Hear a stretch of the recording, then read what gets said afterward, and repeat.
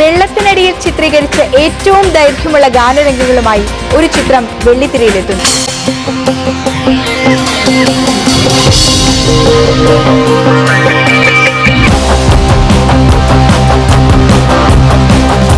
കനകരാഘവൻ സംവിധാനം ചെയ്യുന്ന 8.25 സെക്കൻഡ് എന്ന ചിത്രത്തിലെ കാതരമാം മിഴി ഗാനരംഗമാണ് പൂർണ്ണമായും വെള്ളത്തിനടിയിൽ ചിത്രീകരിച്ചത്. ഇത്രയും ദൈർഘ്യമേറിയ ഒരു ഗാനരംഗം ആദ്യമായാണ് വെള്ളത്തിനടിയിൽ ചിത്രീകരിക്കുന്നത്.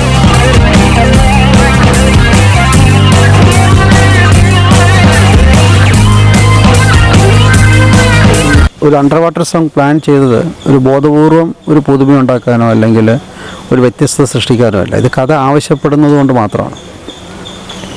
ഇതിലൊരു പ്രത്യേക ഘട്ടത്തിൽ നായകനും നായികയും തങ്ങളുടെ അനുരാഗം അന്യോന്യം ബോധ്യപ്പെടുകയാണ്. അന്യോന്യം സ്നേഹമുണ്ടെന്നും അനുരാഗമുണ്ടെന്നും ബോധ്യപ്പെടുകയും എന്നാൽ അപ്പോഴും അവർക്ക് തുറന്നു പറയാൻ വയ്യാത്ത ഒരു പ്രത്യേക സാഹചര്യത്തിൽ നിലനിൽക്കുകയും ചെയ്യുന്ന ഘട്ടത്തിലാണ് ഈ ഗാനം ഉണ്ടാകുന്നത്. യുവതാരം ഗോവിന്ദ് പത്മസൂരിയും ജിമിയുമാണ് ചിത്രത്തിലെ പ്രധാന കഥാപാത്രങ്ങളായി എത്തുന്നത്.